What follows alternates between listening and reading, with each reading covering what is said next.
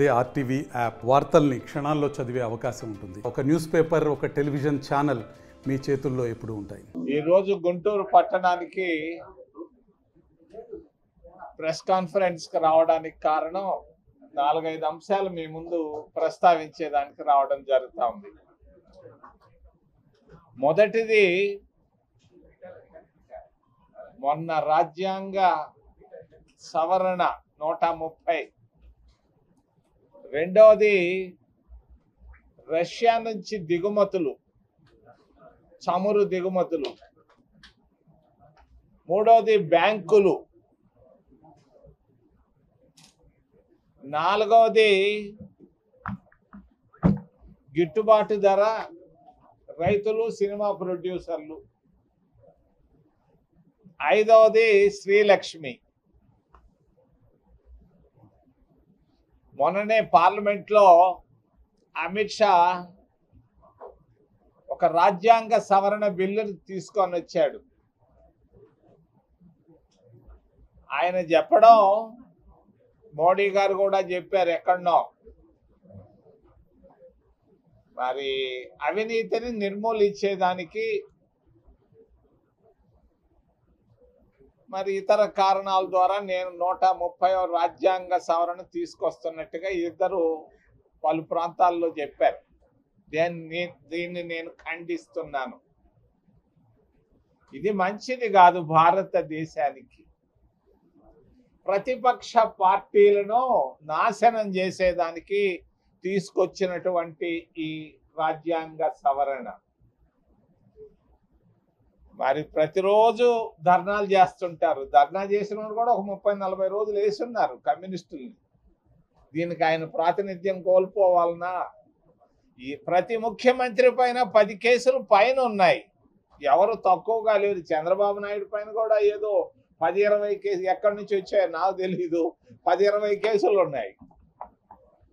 ఆయన ఏదో అఫిడవిట్లో పెట్టాయంట. ఎందుకు వచ్చాయో నాకు తెలీదు. మరి ఈ విధంగా ప్రతిపక్ష పార్టీలను దెబ్బ కొట్టేదానికి తీసుకొచ్చినటువంటి చర్య ఇది నియంతలో ఆలోచించే ఆలోచన విధానం. భారతదేశం గొప్ప ప్రజాస్వామ్య దేశం. ప్రతిపక్షాలను కూడా గౌరవించాల్సినటువంటి సంస్కృతి, సాంప్రదాయాలు జవహర్లాల్ నెహ్రూ నుండి ఈ రోజు వరకు వచ్చాయి. ఈ సంస్కృతిని దెబ్బ కొడుతూ ప్రతిపక్షాలను సర్వనాశనం చేయాలన్న ఆలోచనతోనే నియంతగా అమిత్ షా మరి మోడీలు తీసుకొచ్చిన కార్యక్రమాన్ని నేను ఖండిస్తున్నా. ఇది వెనక్కి తీసుకోవాలని కూడా తెలియజేస్తాను.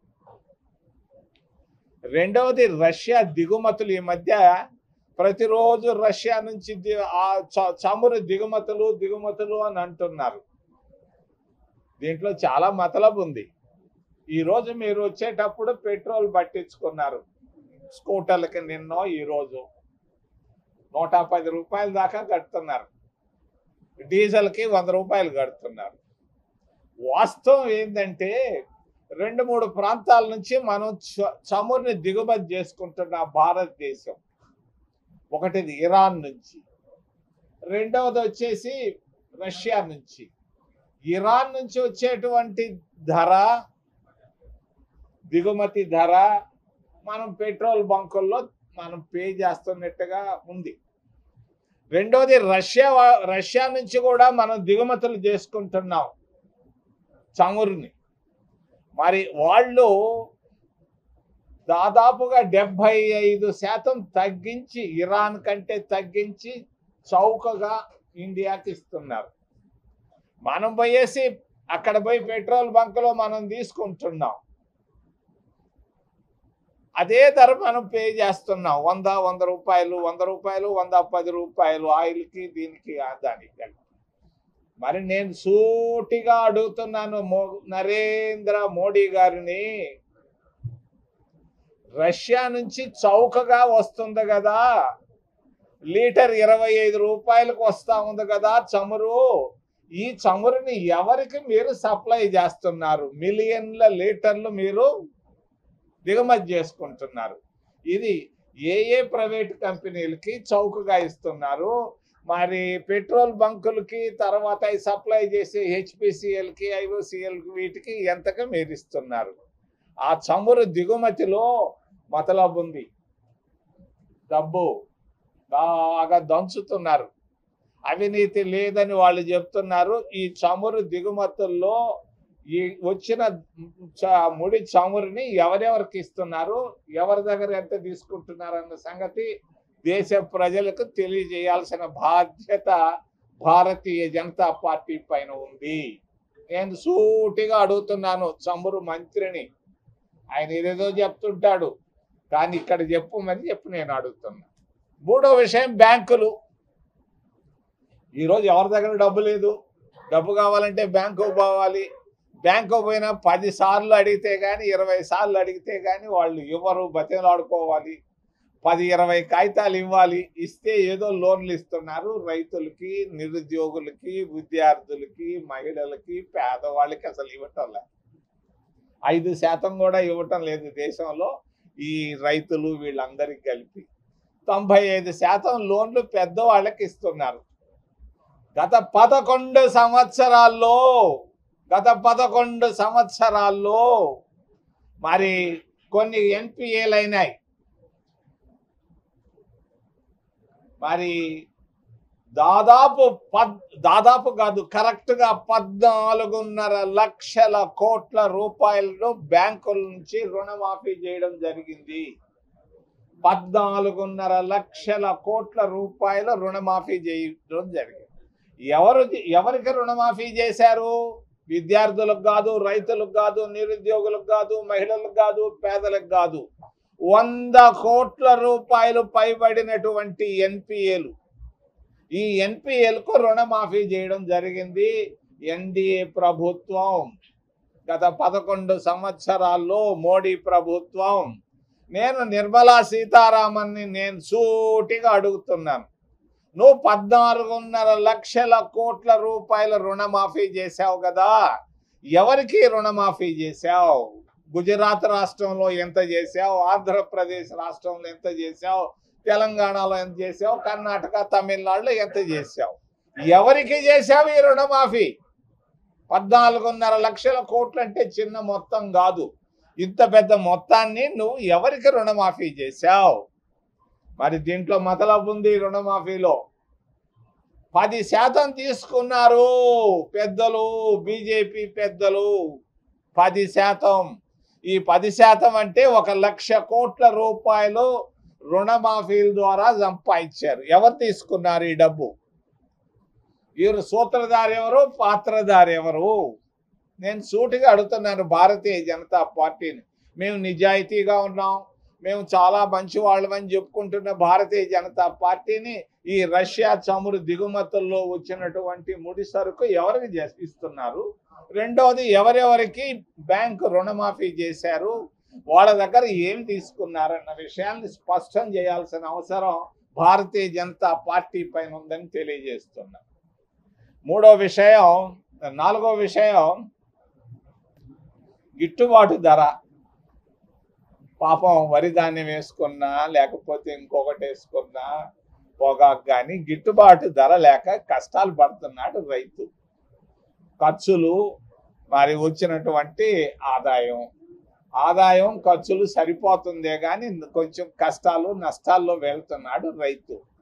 రైతులకు రుణమాఫీ చేయాల్సిన అవసరం ఉంది. చంద్రబాబు నాయుడు ఏదో మొన్న 7,000 ఇచ్చాడంటే 7,000 ఏ మూలకి? నేను అడుగుతున్నాను చంద్రబాబు నాయుడిని, సినిమా ప్రొడ్యూసర్లకు మీరు ఇచ్చారు.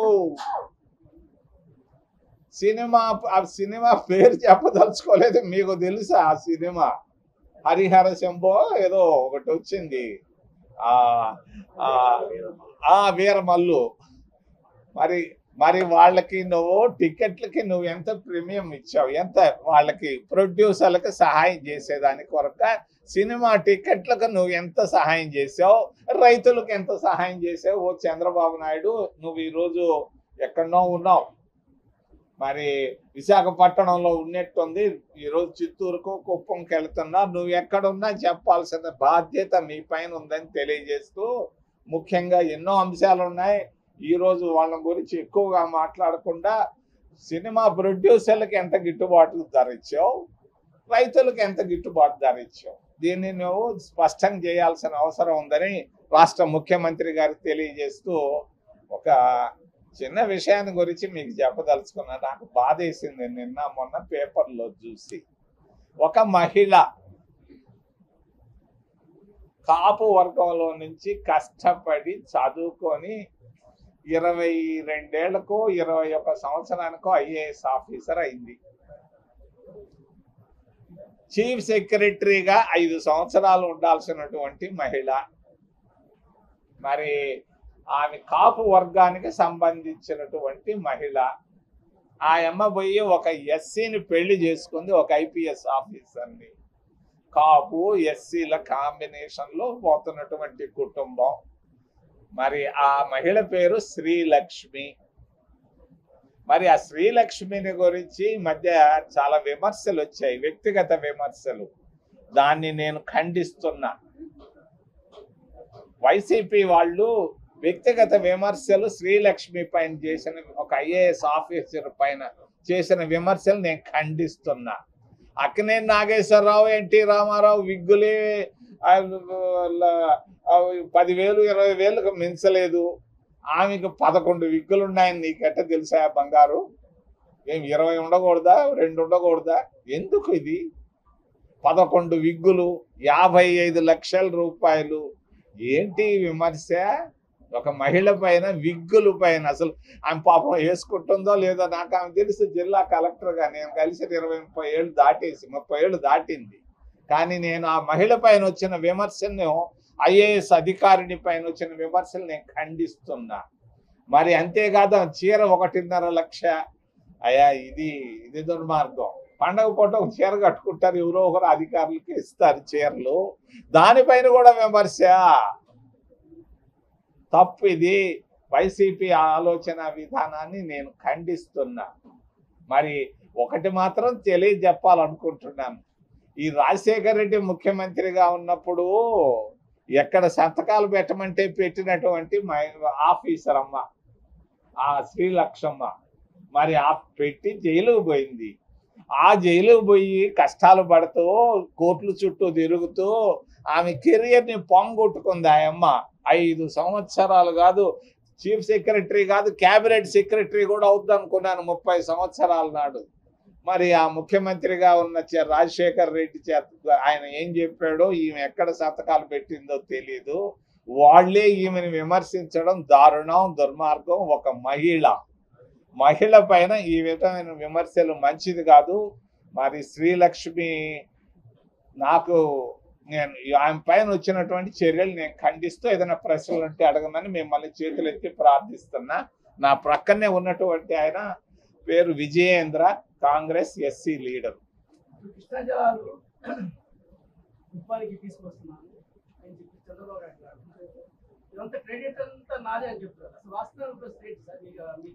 ఇది కాంగ్రెస్ క్రెడిట్. అది హంద్రీ నీవాది శ్రీశైలం ప్రాజెక్టు నుంచి తీసుకొచ్చారు. మరి దీన్ని ఒకసారి రాజశేఖర రెడ్డి కూడా ప్రారంభించాడు, దీన్ని జగన్మోహన్ రెడ్డి కూడా ప్రారంభించాడు. మరి ఈరోజు రేపు పొద్దున్నే చంద్రబాబు నాయుడు ఒక బహిరంగ సభ పెట్టుకుంటున్నాడు. ఈ రాజకీయ ప్రయోజనాల కొరకు వాడుకోవడం తప్ప ఇది కాంగ్రెస్ పార్టీ తెచ్చినటువంటి ప్రాజెక్టు హంద్రీ నీవా. దాన్ని అందరూ వాడుకుంటున్నారు. సరే, ఇక మన ఇప్పుడు ఈ సింధూరి హోటల్ కూడా నేను కట్టించానని చెప్పుకోవచ్చు, నేను క్రెడిట్ తీసుకోవచ్చు. మరి ఈ విధంగా ఆయన చెప్పుకుంటా పోతున్నాడు మా జిల్లా వాసి. ఆయన గురించి ఏం చెప్పాలా, దినానికి ఒక స్టేట్మెంట్ ఇచ్చేస్తున్నాడు. ఆయనది కాదు ఈ క్రెడిట్, కాంగ్రెస్ పార్టీది క్రెడిట్.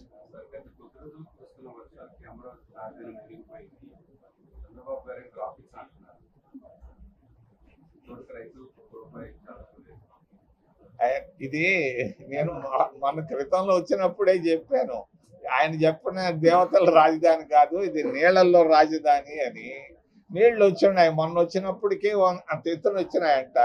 ఇంకొకసారి నవంబర్లోనూ అక్టోబర్లోనూ ఇంకో జల్లు కురిసిందంటే ఇంకా ఎక్కువ వస్తాయి.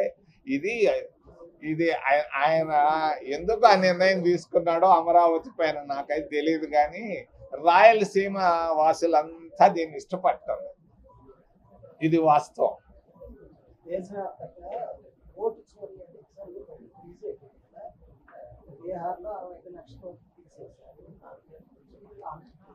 ఇది కరెక్ట్. ఓట్ చోరీ అనేది కరెక్ట్. అది మా వాళ్ళు దొంగలు పడిన 10 సంవత్సరాలకి దొంగ అన్నట్టుంది. 2019లోనే ఓట్ చోరీ జరిగింది.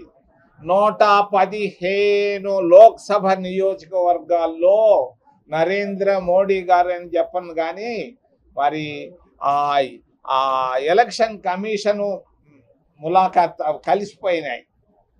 మరి కలిసిన తర్వాత 115 లోక్సభ స్థానాల్లో మరి ఈవీఎంలు ట్యాంపరింగ్ చేశారు.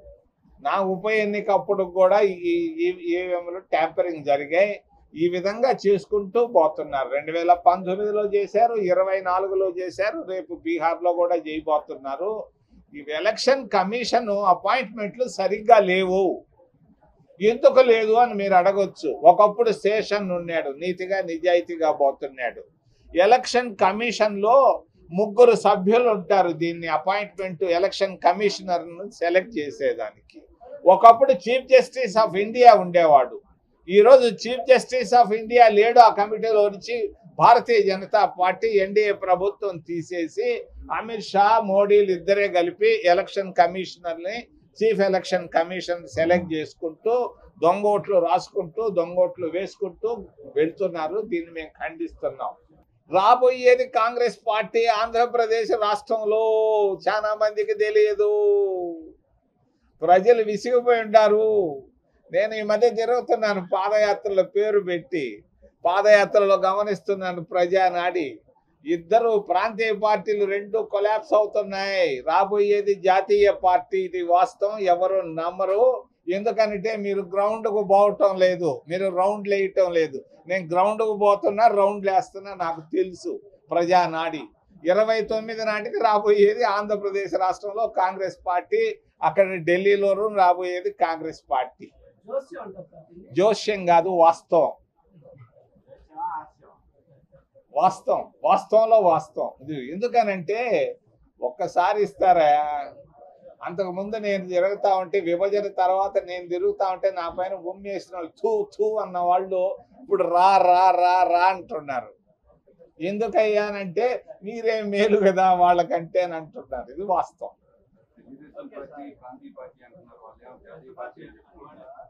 అంటే జాతీయ పార్టీ కావాలంటే 4 రాష్ట్రాల్లో రికగ్నిషన్ వస్తేనే జాతీయ పార్టీ. నేను కూడా చెప్పుకోవచ్చు ఇంటర్నేషనల్ లీడర్ అని. దానికి ఉండాలి కదా గ్రౌండ్. తెలుగులో ఫాస్టెస్ట్ న్యూస్ ఇప్పుడు కొత్త అవతారంలో 5 సెకండ్లోనే పూర్తి వార్తా సమాచారం మీ చేతిలో. సోషల్ మీడియా ట్రెండ్స్ మీ కళ్ళ ముందుకే live TV and voice search ఆప్షన్స్తో ఇప్పుడే డౌన్లోడ్ చేయండి. యాప్ లింక్ డిస్క్రిప్షన్లో ఉంది.